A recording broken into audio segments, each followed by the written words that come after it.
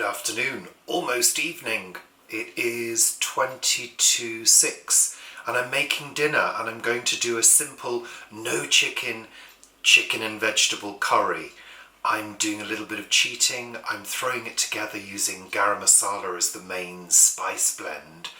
And I'm not making a paste first, I'm sort of cheating, throwing it all in, seeing what happens, and worst of all, I'm going to be serving it with brown rice and some homemade chips. Curry sauce and chips makes my mouth water. Let's have a look at the ingredients. As usual, I've got some olive oil. At the back here I've got some turmeric, some garam masala, some chilli powder, coconut milk, plum tomatoes, some frozen garlic and frozen ginger, a couple of blocks of each, good handful of frozen peas, good handful of frozen broad beans, some chopped celery, some chopped onion, red onion, about 1/4 pint of vegetable stock and 3 quorn chicken fillets. The reason they're sat in water is I poured some boiling water over just to defrost them quickly so I can cook with them and fry them. And that's it. We're going to be using brown rice as well and a few potatoes to make some chips. Over here I've got a baking sheet ready for those, and I've also boiled the kettle to put some rice on too, and I'll do those at the same time because they take a similar amount of time to cook. Let's get on with cooking this. I put the heat on and I've got a good glug of olive oil in there. Let's throw the onions in first. As usual, the aim is to soften the onions.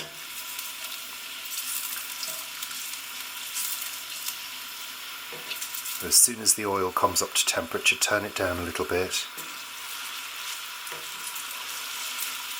You don't want to overheat the olive oil.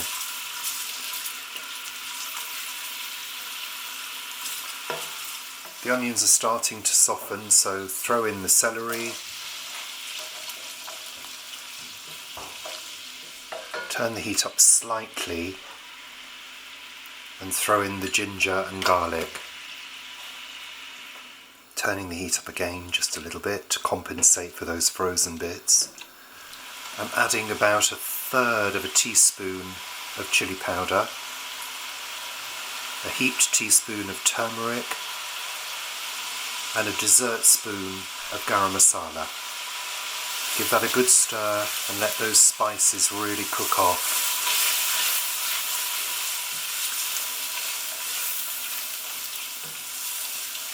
And by now the ginger and garlic should have almost broken down.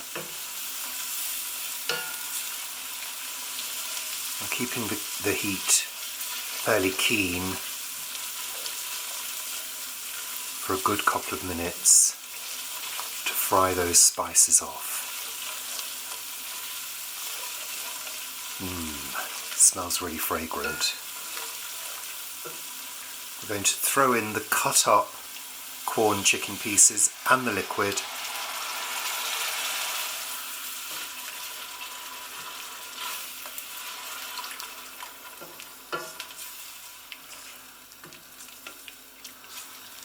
Turning the heat up again because those quorn chicken pieces are quite cold. That's okay. That's looking good. And when that comes back to the boil, add the frozen veg.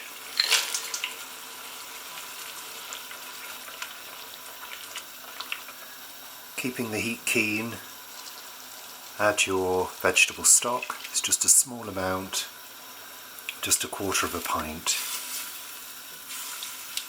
Keep this simmering. I'm going to add the tinned tomatoes. Just making sure all the tomatoes are broken up. You need to bring this back to the boil. Once that's boiling, turn it down to a simmer and simmer it uncovered while we prepare the rice and the potatoes. Now I've got the oven on at 200 degrees C. In fact, I'd like it to be slightly hotter than that. So I'm just turning it up to 210. Chips need a good hot oven, ideally, all I do to make the chips, cut the potato in half, and then what I'm making is essentially little wedges. And I'm keeping them small. Small and thin, so they sit on their skin side. Ideally. So if you can just see, I sort of rock the potato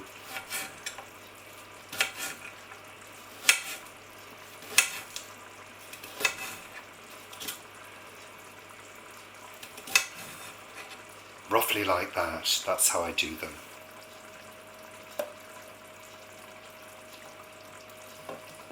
So I bunged them onto the baking tray. Some are standing up, some aren't. I'm giving them a good drizzle in olive oil. Pop them to one side for the moment. So for the rice, I'm just doing enough for Paul and I, just 2 small portions. I've got a small pan of boiling water, and it's just coming to the boil now. So as soon as that hits the boil, I will throw in 2 handfuls of rice. So that's 1 handful per person.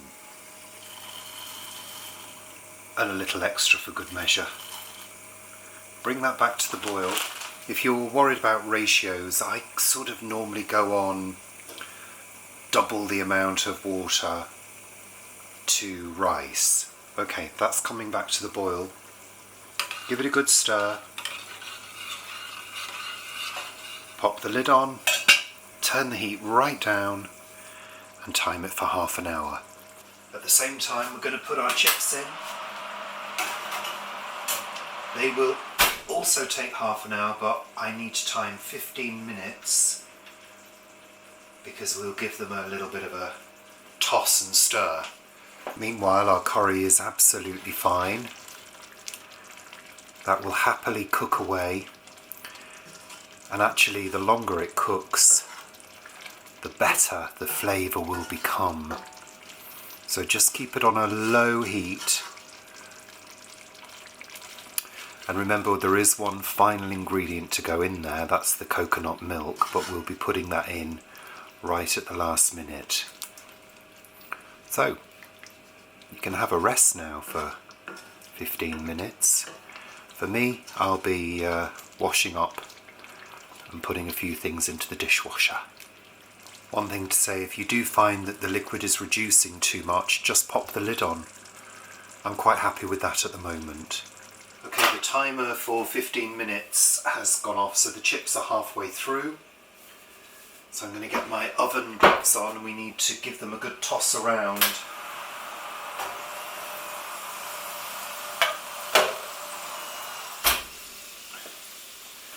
I use a metal spatula. Just go in. Sometimes it helps to use it upside down like that. Just rough them all up.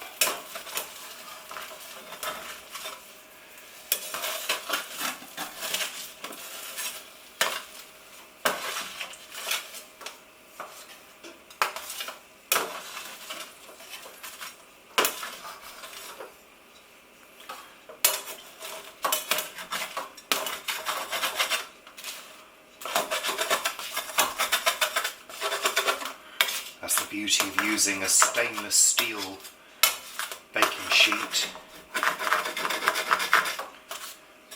You can just scrape away, no problem. Okay, give them a little shake.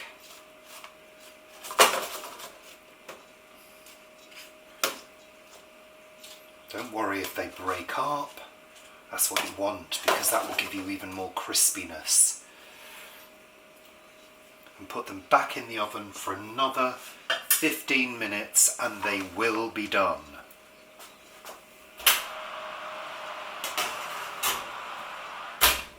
Okay, back to our curry. Let's add the coconut milk with all that lovely coconut cream on top. Turn the heat back on low.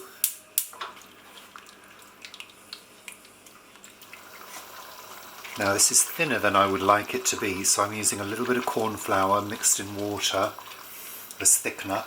I'm just going to drizzle that in.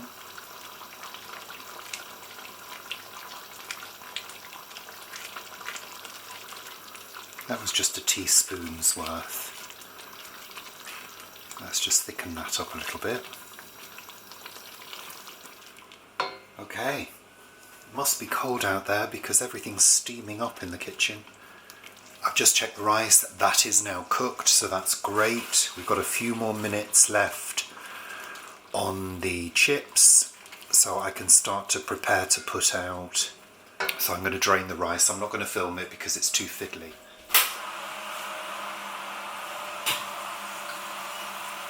Okay, everything's ready. Look at those perfect chips. That's exactly how I like them, crispy and brown. Let's serve up.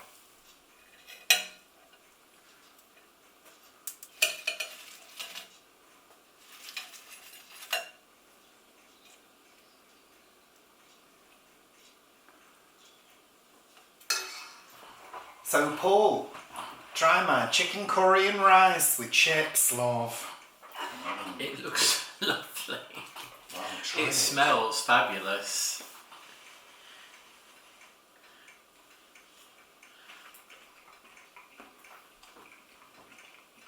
Wow. That's lovely. And raw beans. That's divine.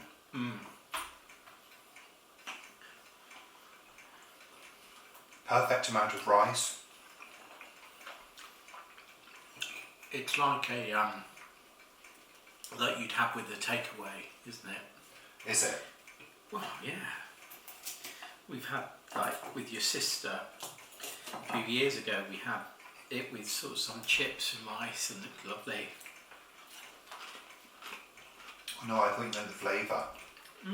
Flavours. It's hot. Nicely cooked rice as well. Did you do that in a pan or? Yeah. Half an hour. Same as the chips. It's good timing on this meal. It is lovely.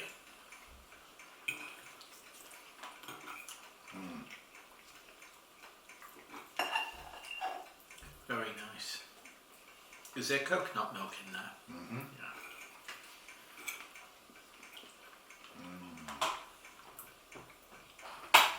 That's another comfort food dish. That's exactly what I was thinking at that very moment. It really is. And the quorn becomes really tender. It's like very tender, juicy chicken. Is it quorn? Corn fillets. Oh, right. Defrosted and chopped up. Yeah. To make it look like real chicken. Look, we might be vegetarian, but we still kind of like that meat experience. Like lots of vegetarians do. So, you know, we haven't signed a contract.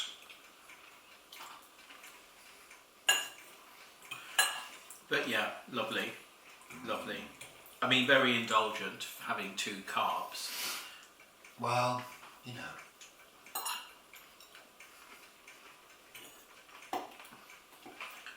Nice.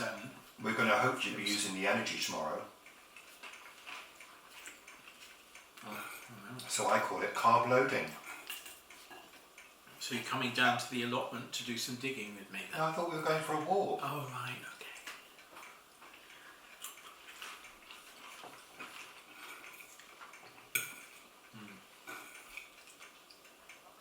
Very nice.